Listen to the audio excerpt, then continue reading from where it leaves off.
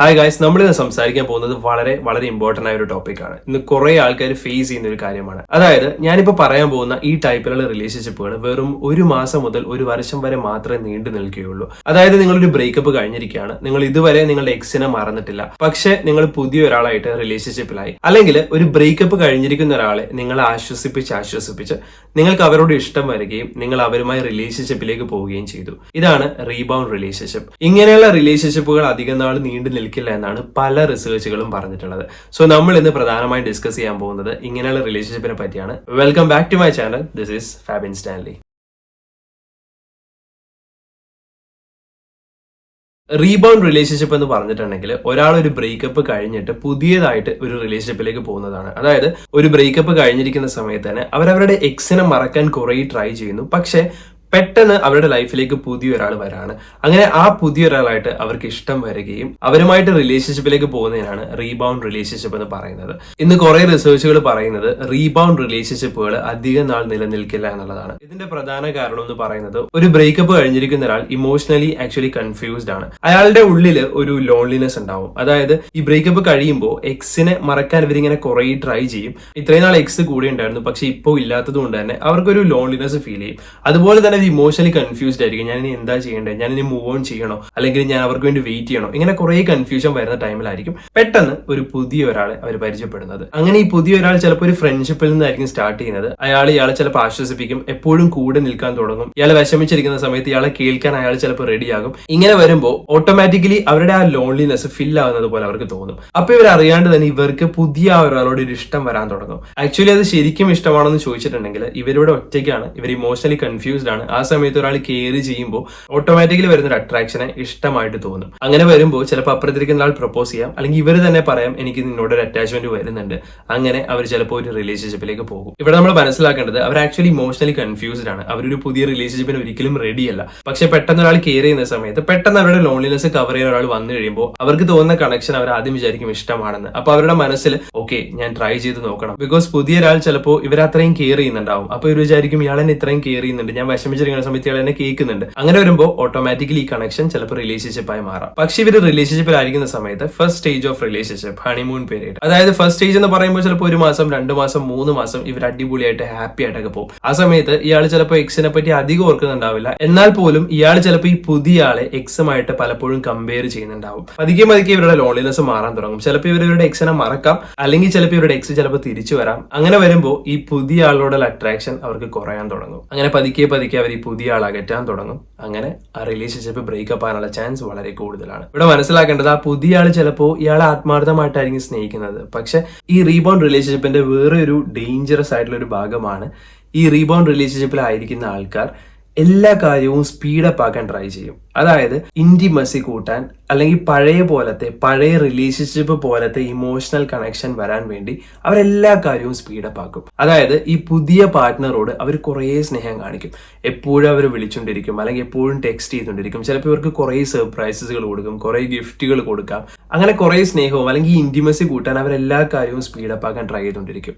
മനസ്സിലാക്കേണ്ടത് ഇവരങ്ങനെ ചെയ്യാനുള്ള പ്രധാന കാരണം എന്ന് പറയുന്നത് ഇവർക്ക് പാസ്റ്റ് മറക്കണം, അല്ലെങ്കിൽ പഴയ എക്സിനേക്കാൾ ബ്യൂട്ടിഫുൾ ആക്കണം, പഴയ ഇമോഷണൽ കണക്ഷൻ കൊണ്ടുവരണം എന്ന് വിചാരിച്ചായിരിക്കും. പക്ഷെ ഇവിടുത്തെ ഏറ്റവും ഡേഞ്ചറസ് ആയിട്ടുള്ള ഒരു ഭാഗം എന്ന് പറയുന്നത് ഈ പുതിയ പാർട്ട്ണർ ഇതൊന്നും അറിയാണ്ട് അവർ ആത്മാർത്ഥമായി സ്നേഹിക്കാം. അതായത് പുതിയ പാർട്ട്ണർ നോക്കുന്ന സമയത്ത് ഇയാൾ എന്നോട് ഇത്രയും സ്നേഹം കാണിക്കുന്നത്, എപ്പോഴും എന്നെ വിളിക്കുന്നു, എനിക്ക് ടെക്സ്റ്റ് ചെയ്യുന്നു, അതുപോലെ തന്നെ എന്റെ കാര്യത്തിൽ കെയർ ചെയ്യുന്നു, എനിക്ക് സർപ്രൈസ് തരുന്നു, എനിക്ക് ഗിഫ്റ്റ് തരുന്നു എന്നൊക്കെ വിചാരിച്ച് പുതിയ പാർട്ട്ണർ അവിടെ സ്റ്റക്കായി പോകാനുള്ള ചാൻസ് വളരെ കൂടുതലാണ്. ഇതുകൊണ്ട് തന്നെ ഈ റീബൗണ്ട് റിലേഷൻഷിപ്പുകൾ ബ്രേക്കപ്പ് ആകുമ്പോൾ പുതിയ പാർട്ട്ണറായ ആൾക്ക് മൂവ് ആകാൻ വളരെ പാടായിരിക്കും. കാരണം അവർ നോക്കുമ്പോൾ ഇയാൾ എന്നെ ആത്മാർത്ഥമായി സ്നേഹിച്ചതല്ലേ, ഇയാൾക്ക് എങ്ങനെയാ പെട്ടെന്ന് എന്നെ മറക്കാൻ പറ്റുന്നത്, ഇയാൾ എന്നോട് കുറെ ഇഷ്ടം കാണിച്ചു, ഞങ്ങൾ നല്ല ഫ്രണ്ട്സ് ആയിരുന്നു, ഞങ്ങൾക്ക് കുറേ മെമ്മറീസ് ഉണ്ട്, പിന്നെ എങ്ങനെ ഇയാൾക്ക് എന്നെ മറക്കാൻ പറ്റുന്നത്, ഇങ്ങനെയുള്ള ചിന്തയിൽ ഈ പുതിയ പാർട്ട്ണർ ചിലപ്പോൾ സ്റ്റക്കായി പോവാം. എപ്പോഴും നമ്മൾ മനസ്സിലാക്കേണ്ടത് ഒരു റീബൗണ്ട് റിലേഷൻഷിപ്പിന്റെ സമയത്ത് ഒരു ബ്രേക്കപ്പ് കഴിഞ്ഞിരിക്കുന്ന ഒരാൾ അവർ ശരിക്കും അറിഞ്ഞുകൊണ്ടോ അറിയാതെയോ ആകാം. കൂടുതലും ചാൻസ് എന്ന് പറയുന്നത് ഇവർ ചിലപ്പോൾ അറിയില്ല. കാരണം ഇവർക്ക് വരുന്ന പെട്ടെന്നുള്ള കണക്ഷൻ അല്ലെങ്കിൽ പെട്ടെന്ന് കിട്ടുന്ന കെയറിനെ ഇവർ ഇഷ്ടമായിട്ട് അറിയാണ്ട് വ്യാഖ്യാനിക്കുന്നതാണ്. അതുകൊണ്ട് തന്നെ ആ ഒരു ഇന്റിമസി കിട്ടാൻ, ആ ഒരു കണക്ഷൻ കിട്ടാൻ അവർ ആത്മാർത്ഥമായി ട്രൈ ചെയ്തിട്ടുണ്ട്. സോ നമുക്ക് ഇവരെ കുറ്റം പറയാൻ പറ്റില്ല. അതുകൊണ്ട് തന്നെ നിങ്ങൾ എപ്പോഴും മനസ്സിലാക്കേണ്ടത് നിങ്ങളൊരു ബ്രേക്കപ്പ് കഴിഞ്ഞിരിക്കുന്ന ഒരാളെ ആശ്വസിപ്പിക്കുന്ന ഒരാളാണ് ആണെങ്കിൽ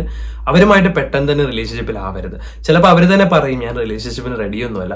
അപ്പൊ നമ്മൾ പറയും കുഴപ്പമില്ല, ഞാൻ അഡ്ജസ്റ്റ് ചെയ്യാം, നീ ഓക്കെ ആവുന്നത് വരെ ഞാൻ നിന്റെ കൂടെ നിൽക്കാം എന്നൊക്കെ പറഞ്ഞ് നമ്മൾ അവരുടെ കൂടെ നിൽക്കും. പക്ഷെ നമ്മൾ എപ്പോഴും മനസ്സിലാക്കേണ്ടത് ഒരു ബ്രേക്കപ്പ് കഴിഞ്ഞിരിക്കുന്ന ഒരാൾ അവരുടെ എക്സിനെ മറക്കുന്നത് വരെ അവർ ആക്ച്വലി ഒട്ടും ഓക്കെ അല്ല. അവരുടെ എക്സിനെ മറക്കുന്നത് വരെ അവർ ഇമോഷണലി കൺഫ്യൂസ്ഡ് ആണ്. അവർ റിലേഷൻഷിപ്പിന് ഒരിക്കലും റെഡി അല്ല. അതുകൊണ്ട് തന്നെ എക്സിനെ മറക്കുന്നത് വരെ നമ്മൾ വെയിറ്റ് ചെയ്യണമെന്ന് ചോദിച്ചിട്ടുണ്ടെങ്കിൽ ഏറ്റവും നല്ല ഓപ്ഷൻ അത് തന്നെയാണ്. അപ്പൊ എക്സിനെ മറന്നു എന്ന് എങ്ങനെയാണ് മനസ്സിലാക്കേണ്ടത്? എക്സിനെ മറന്നു എന്ന് പറയുന്നത് എക്സിനെ പറ്റി ഓർക്കുന്ന സമയത്ത് ഇവർക്ക് ദേഷ്യവുമില്ല, ഇഷ്ടവുമില്ല, ഒരുതരം ന്യൂട്രൽ ഫീലിംഗ് വരും. ന്യൂട്രൽ ഫീലിംഗ് വരുമ്പോഴാണ് നമുക്ക് മനസ്സിലാകുന്നത് okay I have moved on. എക്സിനെ മറക്കാൻ ചില ആൾക്കാർക്ക് 1 മാസം മതി, ചില ആൾക്കാർക്ക് 3 മാസം വേണ്ടി വരും, ചില ആൾക്കാർക്ക് 6 മാസം, ചിലർക്ക് 1 വർഷം, ചിലപ്പോൾ ചില ആൾക്കാർക്ക് വർഷങ്ങൾ വേണ്ടി വരും. പക്ഷെ എപ്പോഴും മനസ്സിലാക്കുക, റീബൗണ്ട് റിലേഷൻഷിപ്പുകൾ സക്സസ് ആകാൻ ചാൻസ് വളരെ കുറവാണ്. എന്നാൽ റീബൗണ്ട് റിലേഷൻഷിപ്പുകൾ സക്സസ് ആകാനും ചാൻസ് ഉണ്ട്. അത് അവരുടെ പേഴ്സണാലിറ്റി അതുപോലെ തന്നെ അവരുടെ ചോയ്സിനെയൊക്കെ ഡിപ്പെൻഡ് ചെയ്തിരിക്കും. അതുകൊണ്ട് തന്നെ നിങ്ങൾ ഒരു ബ്രേക്കപ്പ് കഴിഞ്ഞിരിക്കുകയാണെങ്കിൽ നിങ്ങൾ എപ്പോഴും മനസ്സിലാക്കേണ്ടത് നിങ്ങൾ നിങ്ങളുടെ എക്സിനെ മറന്നതിന് ശേഷം മാത്രം പുതിയ റിലേഷൻഷിപ്പിലേക്ക് പോവുക.